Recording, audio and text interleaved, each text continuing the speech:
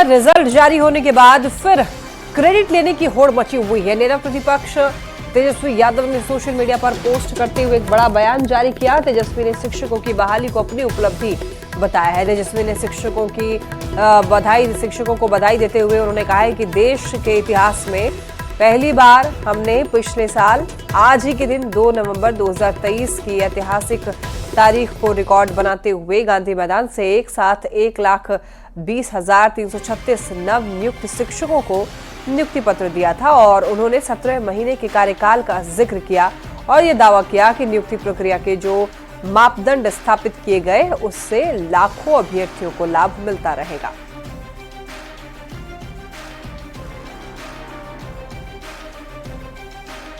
संख्या में बिहार में शिक्षक की बहाली और 5 लाख से ज्यादा नियुक्ति को लेकर अब बिहार में क्रेडिट लेने की सियासत शुरू हो गई है।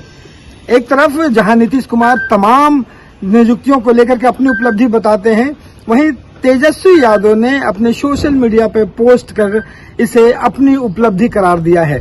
और आपको बता दूं कि तेजस्वी यादव ने सोशल मीडिया पे पोस्ट किया है और न सिर्फ इसे अपनी उपलब्धि बताया है बल्कि साथ साथ ये भी कहा है कि बिहार में नियुक्ति पत्र बांटने का जो सिलसिला है, जो ये शुरुआत हुई है, वो उनके कारण शुरू हुई है और उसी के बाद जो है भारत सरकार ने भी ये परंपरा जो है वो शुरू किया है। तेजस्वी यादव ने दावा करते हुए सोशल मीडिया पर लिखा है कि देश के इतिहास में पहली बार हमने पिछले साल जो 2 नवंबर 2023 को ऐतिहासिक तारीख को रिकॉर्ड बनाया था और उन्होंने कहा है कि गांधी मैदान में एक राज्य में एक दिन में एक विभाग के एक साथ 1,20,000 नियुक्तियां जो है पहले कभी नहीं वितरित किया गया और अगले 17 महीनों में 5 लाख से ज्यादा नियुक्तियां जो है वो उन्होंने की है और 3 लाख जो नियुक्तियां हैं वो प्रक्रिया में है। कुल मिलाकर के जहां पे उपचुनाव बिहार में होने हैं उसे लेकर के नियुक्ति और नौकरी के नाम पर एक बार फिर से सियासत शुरू है। तेजस्वी यादव ने अपने क्रेडिट ली है, देखना होगा कि सरकार की तरफ से इसका जवाब कैसे मिलता है। पटना से रवि एस नारायण की रिपोर्ट। प्रधान शिक्षक नियुक्ति का रिजल्ट जारी होने के बाद तेजस्वी यादव ने क्रेडिट लेने की कोशिश की है और इस पर बिहार की सियासत जो है गर्माती हुई दिखाई दे रही है। जेडीयू और बीजेपी के नेताओं ने तेजस्वी यादव के दावे पर पलटवार किया है। बबुआ ट्यूटर बॉय श्री तेजस्वी यादव जी, जब आप उप मुख्यमंत्री थे तो 1,20,000 नौकरियों बांटने का दावा कर रहे हैं, तो उसके पहले राजद के 17 साल के कार्यकाल में आपके माता पिता में कितने नौकरियां बांटी?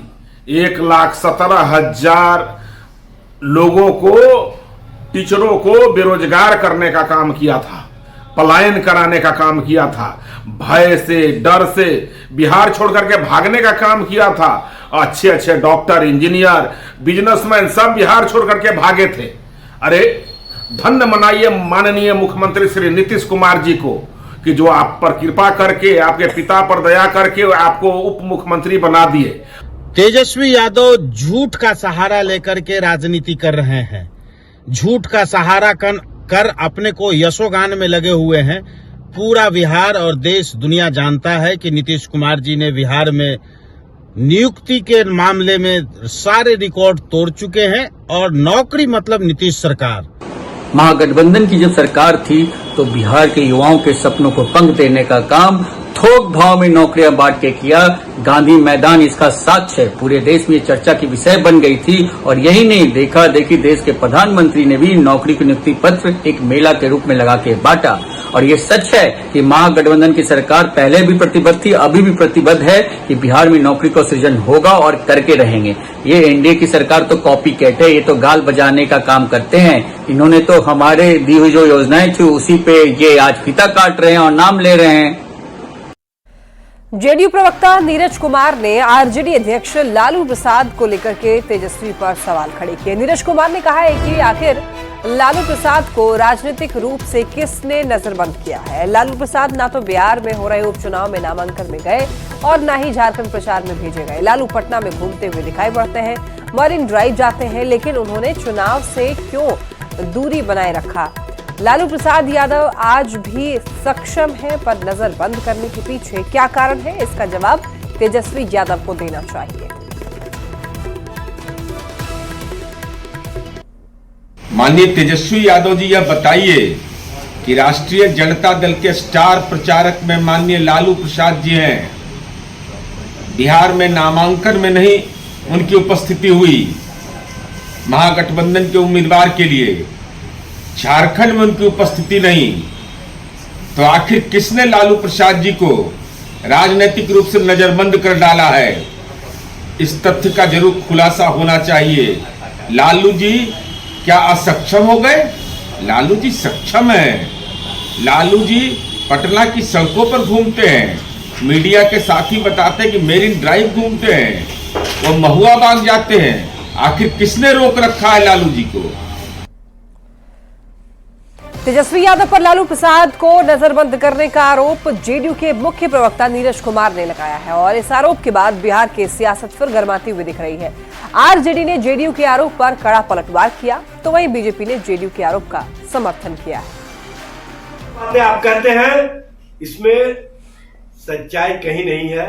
अनर्गल पर लाभ करने से आप अपने जो कार्य है उसको छुपा नहीं सकते हैं। आपको स्पष्ट करना चाहिए कि नीतीश जी को सार्वजनिक सभाओं में क्यों नहीं बोलने दिया जाता है, नीतीश जी को प्रेस से मिलने क्यों नहीं दिया जाता है, नीतीश जी को इर्द गिर्द वाले के अलावा मिलने से रोका क्यों जाता है।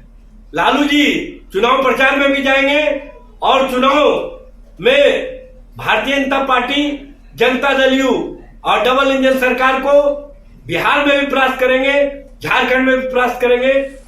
पिता पुत्र के बीच चल रही टसल को जनता नजरबंद के रूप में देख रही है। झारखंड में ठगबंधन के अन्य नेता भी दुविधा में है।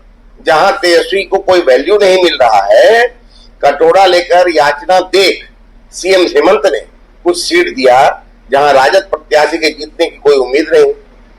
तेजस्वी यादव को बताना चाहिए कि लालू जी को कहां नजरबंद कर रखा है, क्योंकि पटना में उनके तो अनगिनत बेनामी ठिकाने हैं। केंद्रीय कपड़ा मंत्री गिरिराज सिंह ने लालू प्रसाद पर परिवारवाद को लेकर के तंज कसा है। उन्होंने कहा है कि लालू प्रसाद को अपना परिवार छोड़कर कोई दूसरा यादव समाज का व्यक्ति नहीं दिखता। उन्होंने पूछा कि क्या यादव समाज में कोई ऐसा बेटा नहीं जो उनकी राजगद्दी को संभाल सके। अरवल के निजी होटल में दिवंगत कैलाशपति मिश्र की पुण्यतिथि के मौके पर गिरिराज सिंह ने बीजेपी के विष्णु पितामह को नमन किया और इसके बाद भोजपुर के तरारी उपचुनाव में प्रचार के लिए निकल गए। लालू जी के परिवार में परिवार छोड़ करके कोई व्यक्ति नहीं है, चाहे पत्नी रहे चाहे बेटा रहे। 90 के बाद वो भूल गए और रानी के पेट से निकला हुआ ही बेटा आज राजगद्दी पर सिंहासन पर है, जिसका नाम तेजस्वी यादव। आरजेडी सांसद मीसा भारती ने पीएम मोदी से पूछा है कि जनता से उन्होंने जो वादे किए थे उन्हें तीसरा टर्म शुरू होने के बाद भी पूरा क्यों नहीं किया गया। उन्होंने बिहार में 20 साल से डबल इंजन की सरकार होने के बाद भी फैक्ट्री नहीं लगने पर सवाल पूछा है। मंत्री जी को जो जनता जो उन्होंने वादे किए, विगत 2 टर्म उनको दिया और ये तीसरा टर्म उनका शुरू हुआ है, तो जो 2 टर्म में उन्होंने जो वादा किया था देश की जनता के साथ, और खास तौर पे मैं बिहार से हूँ, तो बिहार से उन्होंने वादा किया था कि जो बंद पड़ी चीनी मिलें हैं उसको खुलवाएंगे और उसी की चीनी से चाय पियेंगे। तो क्या प्रधानमंत्री जी बिहार की जनता को बताएंगे कि डायबिटीज हो गया है, क्या चीनी मिल खुलेगी कि नहीं खुलेगी और कब चाय पियेंगे, तो बताना चाहिए प्रधानमंत्री जी को। बेगूसराय में उप मुख्यमंत्री सम्राट चौधरी का जोरदार स्वागत किया गया। सम्राट चौधरी ने कार्यकर्ताओं के साथ एक बैठक की और विधानसभा चुनाव को लेकर मंथन किया। कार्यकर्ताओं को हर बूथ पर जाकर लोगों से जुड़ने का निर्देश भी दिया गया। भारतीय जनता पार्टी एक बूथ तक अपने कार्यकर्ताओं के बल पर राजनीति करती है। कोई आए कोई जाए कोई फर्क नहीं पड़ता। जेडीयू ने मिशन 2025 की तैयारी शुरू कर दी है। जेडीयू के 5 वरिष्ठ नेताओं की अगुवाई में 5 टीम का गठन किया गया, जो कि 24 नवंबर से 22 दिसंबर तक तमाम जिलों में जाकर के जिला स्तरीय कार्यकर्ता सम्मेलन करेंगे और कार्यकर्ताओं से फीडबैक लेंगे। पूरी खबर जेडीयू दफ्तर से बता रहे हैं न्यूज 18 संवाददाता आनंद अमृतराज। बिहार विधानसभा का चुनाव होने वाला है, जिसे लेकर तमाम दल अपनी अपनी तैयारी कर रहे हैं, लेकिन जेडीयू ने आगे बढ़त लेते हुए एक बड़ी तैयारी शुरू कर दी है और 24 नवंबर से 22 दिसंबर तक जेडीयू के 5 वरिष्ठ नेताओं की टीम जिला स्तरीय कार्यकर्ता सम्मेलन करने जा रही है। और जाहिर सी बात है, ये तैयारी जेडीयू ने आने वाले विधानसभा चुनाव को देखते हुए किया है। और इस 5 लोगों की टीम में जो जेडीयू के वरिष्ठ नेता रहेंगे, जिसमें एक संजय झा जो जेडीयू के राष्ट्रीय कार्यकारी अध्यक्ष हैं, श्रवण कुमार वरिष्ठ मंत्री, विजय चौधरी वरिष्ठ मंत्री हैं, इसके अलावा जो प्रदेश अध्यक्ष है उमेश कुशवाहा, वो इस एक टीम के लीड करेंगे। इसके अलावा रामनाथ ठाकुर जो केंद्रीय मंत्री हैं, वो एक टीम को लीड करेंगे। और इस 5 की टीम में 9 जो जेडीयू के वरिष्ठ नेता और मंत्री हैं, वो इस टीम में मौजूद रहेंगे। जाहिर सी बात है, जेडीयू के तमाम वरिष्ठ नेता 24 नवंबर से लेकर 22 दिसंबर तक बिहार के तमाम जिलों में उतरने वाले हैं और इस दौरान जिला सम्मेलन भी होगा। और इस सम्मेलन के दौरान जेडीयू के नेता और कार्यकर्ताओं से जमीनी फीडबैक लिया जाएगा। 24 नवंबर से 22 दिसंबर तक जेडीयू बीपीएससी से